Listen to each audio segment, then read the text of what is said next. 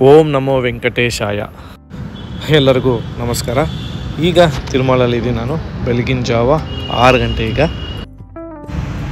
View ನೋಡಿ ಎಷ್ಟು ಸುಂದರವಾಗಿದೆ.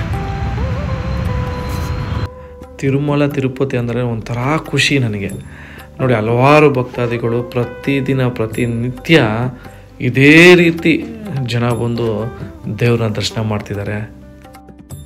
ಪುಷ್ಕರಣಿ ನೋಡಿ, ನೀರು ನೋಡಿ ಎಷ್ಟು ಪ್ಯೂರಿಫೈ ಆಗಿದೆ. ಪ್ರತಿ ದಿವಸನೂ ಪ್ಯೂರಿಫೈ ಮಾಡ್ತಾರೆ.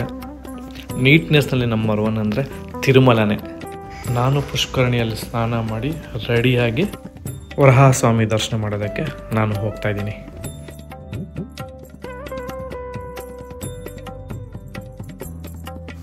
ವರಹಾಸ್ವಾಮಿ ದರ್ಶನ ಮುಗೀತು. ಬೆಳಗಿನ ಜಾವ ಅಷ್ಟೊಂದು ರಶ್ ಏನಿರಲ್ಲ, ಬೇಗನೆ ಮುಗೀತು ದರ್ಶನ.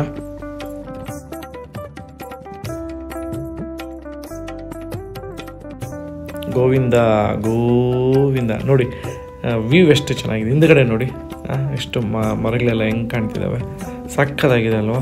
ಸೊ ನಾವೇನು ಮಾಡ್ತೀವಿ ಅಂದರೆ, ದರ್ಶನ ಮುಗ್ದಿದ ತಕ್ಷಣ ಲಡ್ಡು ತೊಗೊಂಡು ಪ್ರಸಾದ ತಿಂದ್ಬಿಟ್ಟು ಇಮಿಡಿಯೇಟಾಗಿ ಮನೆಗೆ ಹೋಗ್ಬಿಡ್ತೀರಿ. ಸೊ ನಾವು ಸ್ವಲ್ಪ ಟೈಮ್ ಸ್ಪೆಂಡ್ ಮಾಡಬೇಕು. ಈ ತಿರುಮಲ ದೇವಸ್ಥಾನ ಹತ್ರನೇ ನೋಡಿ ಇವೆಲ್ಲ ನೋಡ್ಬೋದು. ನಾವು ಈ ತೆಂಗಿನಕಾಯಿ ಪರ್ಚೇಸ್ ಮಾಡ್ಬೋದು ಇಲ್ಲಿ.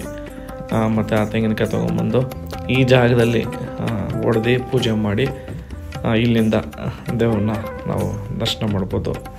ನೋಡಿ ಎಷ್ಟು ಚೆನ್ನಾಗಿದೆ. ಸೊ ಸ್ವಲ್ಪ ಟೈಮ್ ಸ್ಪೆಂಡ್ ಮಾಡಿದ್ರೆ ತುಂಬ ಚೆನ್ನಾಗಿರುತ್ತೆ.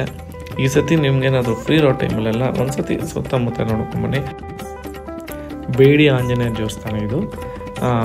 ತಿಮ್ಮಪ್ಪನ ದೇವಸ್ಥಾನ ಅಪೋಸಿಟ್ಟೇ ಈ ದೇವಸ್ಥಾನ ಇದೆ. ನೀವು ಈ ಸತಿ ಬಂದಾಗ ಇಲ್ಲಿ ದೇವರ ದರ್ಶನ ಮಾಡಿಕೊಂಡು ಬನ್ನಿ.